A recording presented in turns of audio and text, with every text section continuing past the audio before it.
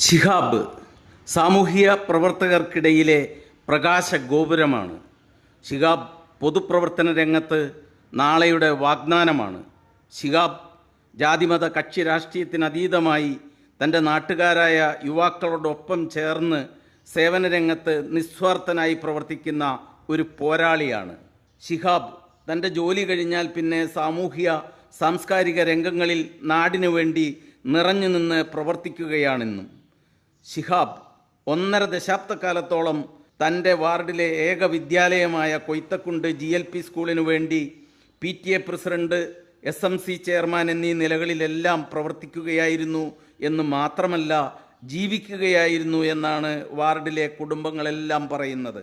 എന്താണ് കഴിഞ്ഞ കാലത്തെ ശിഹാബിൻ്റെ നീക്കിയിരിപ്പ് അല്ലെങ്കിൽ സമ്പാദ്യം എന്ന് ചോദിച്ചാൽ, വാർഡിലെ ഓരോ കുടുംബത്തിനും കുടുംബാംഗങ്ങൾക്കും പറയാനുള്ളത്, ഏതസമയത്തും ഒരു സഹായത്തിന് വിളിച്ചാൽ ഞങ്ങളോടൊപ്പം ഓടിയെത്തുന്ന ഞങ്ങളിൽ ഒരുവനാണ് ശിഹാബ് എന്നാണ്. സ്നേഹത്തോടെയാണ് അവരങ്ങത് പറയുന്നത്. അത് തന്നെയാണ് ശിഹാബിൻ്റെ സമ്പാദ്യവും.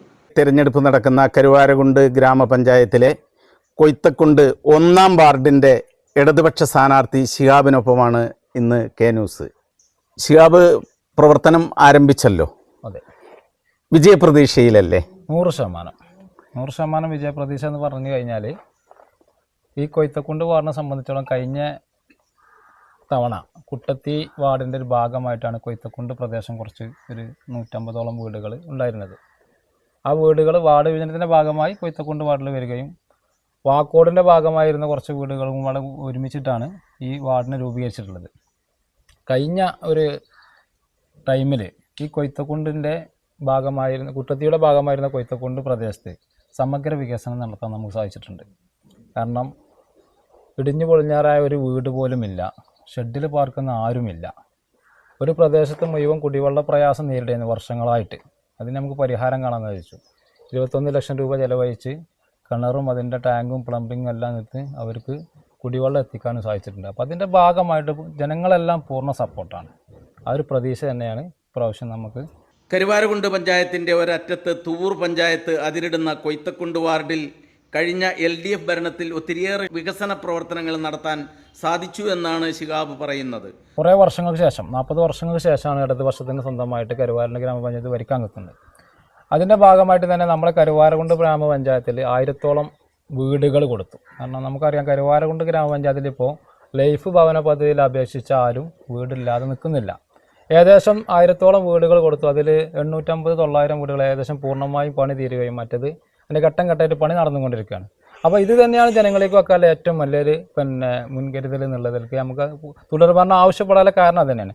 സംസ്ഥാന സർക്കാർ പ്രഖ്യാപിച്ച ക്ഷേമ പദ്ധതികളും നിരവധിയായ വികസന പദ്ധതികളും ഉപയോഗപ്പെടുത്തി കരുവാരകുണ്ട് ഗ്രാമപഞ്ചായത്തിൽ ഇടത് തുടർ ഭരണത്തിലൂടെ ഇനിയും ഒട്ടനവധി വികസന പദ്ധതികൾ നടത്താൻ സാധിക്കുമെന്നുമാണ് ശിഹാബ് അവകാശപ്പെടുന്നത്. കഴിഞ്ഞ കേരള പിറവി ദിനത്തിൽ സംസ്ഥാന സർക്കാർ ഒട്ടനവധി വാഗ്ദാനങ്ങൾ നമ്മളെ ജനങ്ങളിലേക്ക് വെച്ചിട്ടുണ്ട്. വാഗ്ദാനങ്ങൾ നല്ല നടപ്പിലായിക്കൊണ്ടിരിക്കുകയാണ്. പെൻഷൻ തന്നെ, സാമൂഹ്യ സുരക്ഷാ പെൻഷൻ ഇന്നിവിടെ നമ്മുടെ പ്രദേശത്ത് വിതരണം നടക്കുകയാണ്.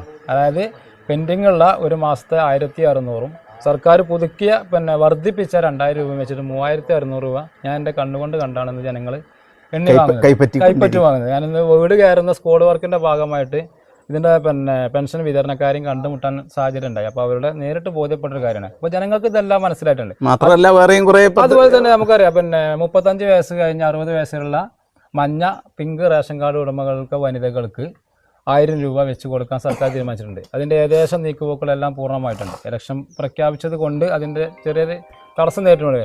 ഏതായാലും അതും അവർക്ക് കിട്ടുന്നില്ല 100% പ്രതീക്ഷയാണ്. അതുപോലെ തന്നെ നമ്മുടെ കർഷകർക്ക് വേണ്ടിയിട്ട് റബ്ബറിൻ്റെ താങ്ങുവില വർദ്ധിപ്പിച്ചു. അപ്പം നമ്മൾ ഈ ഏരിയയിലൊക്കെ നല്ല റബ്ബർ കർഷകരുണ്ട്. ഇതെല്ലാം അവർക്ക് കിട്ടണമെങ്കിൽ, അവർക്ക് വാങ്ങിച്ചു കൊടുക്കണമെങ്കിൽ നമ്മളെ കരുവാരകുണ്ട് ഗ്രാമത്തിൽ തുടർഭരണം വരികയും നമുക്ക് ഈ വാർഡിൽ ജയിച്ചു വരികയും ആണെന്നുള്ളതാണ് ജനങ്ങളുടെ അഭിപ്രായം ഇങ്ങോട്ട് പറയുന്നത്. കൊയ്ത്തക്കുണ്ട് വാർഡിൽ നിന്ന് ശിഹാബ് വിജയിച്ചാൽ അത് ആ പ്രദേശത്തിന്, അവിടുത്തുകാർക്ക് വലിയൊരു നേട്ടമാകുമെന്ന് മാത്രമാണ് നാട്ടുകാരും പറയുന്നത്. നമ്മൾ ഈ വാർഡിൽ ഒരു വാർഡ് മെമ്പറായി കഴിഞ്ഞാൽ, അല്ലെങ്കിൽ വാർഡിൻ്റെ തുടർന്നുള്ള കാലങ്ങളിൽ നമുക്കറിയാം, നമ്മളെ സർക്കാരിൻ്റെ പ്ലാനുകൾ ഉൾപ്പെടുത്തിക്കൊണ്ട് പഞ്ചായത്തുകൾ മുഖേന കർഷകർക്ക് വിവിധ ആനുകൂല്യങ്ങൾ ലഭിക്കുന്നുണ്ട്. പക്ഷെ അതൊന്നും നമ്മൾ സാധാരണക്കാരായ കർഷകർ അറിയാതെ പോകുന്ന കുറേ പദ്ധതികളുണ്ട്. അപ്പോൾ കേരഗ്രാമം പോലെയുള്ള പദ്ധതി, അവരുടെ വ്യക്തിഗത ആനുകൂല്യം, അവർക്കുള്ള സബ്സിഡികളൊന്നും അറിയാവുന്നത്. അപ്പോൾ കർഷകർക്ക് എന്താണോ ആവശ്യം അത് പിന്നെ സർക്കാരിൻ്റെ അല്ലെങ്കിൽ പഞ്ചായത്തിൻ്റെ കൃഷിഭവൻ്റെയോ നിർദ്ദേശപ്രകാരം അവരിലേക്ക് എത്തിക്കാൻ പരമാവധി ശ്രമിക്കും. അതുപോലെ തന്നെ നമ്മുടെ പിന്നെ വാസയോഗ്യമല്ലാത്ത വീടുകൾ കൊയ്ത്തക്കുണ്ട് പ്രദേശമില്ലെങ്കിലും മറ്റുള്ള വാർഡിൻ്റെ ഭാഗമായി വന്ന ഇതിൽ അർഹതപ്പെട്ടവർക്ക് കുറേ ആനുകൂല്യങ്ങൾ കിട്ടാതെ മുടങ്ങി കിടക്കുന്നുണ്ട്. അത് വാങ്ങിച്ചു കൊടുക്കുക, അവർക്ക് പിന്നെ പാവപ്പെട്ടവർക്ക് അർഹതപ്പെട്ടവർക്ക് അവരുടെ ഉത്തരവാദിത്തങ്ങളുടെ ഉത്തരവാദിത്തം അത് നാം നല്ല രീതിയിൽ നിറവേറ്റാൻ 100% തയ്യാറാണ്.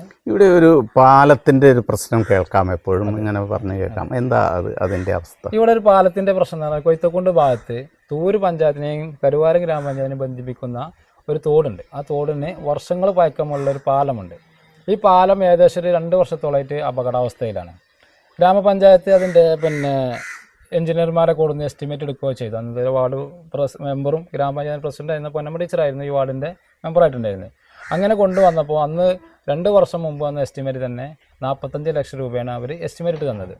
അപ്പോൾ നമ്മളതിൻ്റെ പിന്നെ പഞ്ചായത്ത് ബോർഡിൽ വെക്കുക. അപ്പോൾ പഞ്ചായത്തിന് തനിച്ച് ഭീമമായൊരു തുക വകയിരുത്താൻ കഴിയാത്തത് കൊണ്ട് നമ്മളതിൻ്റെ വിവിധ മേഖലയിൽ ജില്ലാ പഞ്ചായത്തിനോട് അപേക്ഷിച്ചിട്ടുണ്ട്, സ്ഥലം MLA യോട് ആവശ്യപ്പെട്ടിട്ടുണ്ട്. അപ്പോൾ അവസാനം MLA ഇതിന് സഹായിക്കാമെന്ന് പറഞ്ഞ ഒരു വാഗ്ദാനം, ഇനി ഞാനിവിടെ മെമ്പറായി കഴിഞ്ഞാൽ മന്ത്രിയെ പിന്നെ പൊതുമരാമത്ത് മന്ത്രിയൊക്കെ നേരിട്ട് ബന്ധപ്പെട്ട് ഈ പാലം ഇവിടെ കൊണ്ടുവരാനുള്ള എല്ലാവിധ സപ്പോർട്ടും പിന്തുണയും ഈ നാട്ടുകാരൊപ്പം നിന്ന് ചെയ്തു കൊടുക്കാനാണ് എൻ്റെ തീരുമാനം. ശിഹാബിനെ ഈ നാട്ടുകാരറിയുന്നത് കൊയ്ത്തക്കുണ്ട് സ്കൂളിൻ്റെ PTA പ്രസിഡന്റ് എന്നുള്ള നിലയ്ക്കാണ്. ഞാനും ഒത്തിരിയേറെ ബന്ധപ്പെട്ടിട്ടുണ്ട്. ഈ കുരുന്നുകളുടെ മാതാപിതാക്കൾക്ക്, കുടുംബങ്ങൾക്കെല്ലാം ശിഹാബിനെ ഇഷ്ടമാണ്. കാരണം അവർക്ക് വേണ്ടിയിട്ടുള്ള ഒരുപാട് ക്ഷേമ പ്രവർത്തനങ്ങൾ. സ്കൂളിൻ്റെ അഭിവൃദ്ധിയെക്കുറിച്ചൊന്ന് പറയാം. ഞാൻ ഏകദേശം 12 വർഷക്കാലം കൊയ്ത്തക്കുണ്ട് സ്കൂളിൻ്റെ SMC PTA ഭാരവാഹിയായി പ്രവർത്തിച്ചിട്ടുണ്ട്. അങ്ങനെ ഇരിക്കുന്ന സമയത്ത് നമ്മളെ സ്കൂള് പിന്നെ സർക്കാർ സ്കൂളുകൾ മൊത്തം ഒരു ശോചനീയാവസ്ഥയിൽ പോയിരുന്ന കാലഘട്ടത്തിലാണ് ഞാനിത് ഏറ്റെടുത്ത് ഇതിൻ്റെ PTA പ്രസിഡൻ്റായിട്ട് വരുന്നത്. ഏകദേശം 90 കുട്ടികളാണ് അന്ന് ആ വിദ്യാലയത്തിൽ പഠിച്ചിരുന്നത്.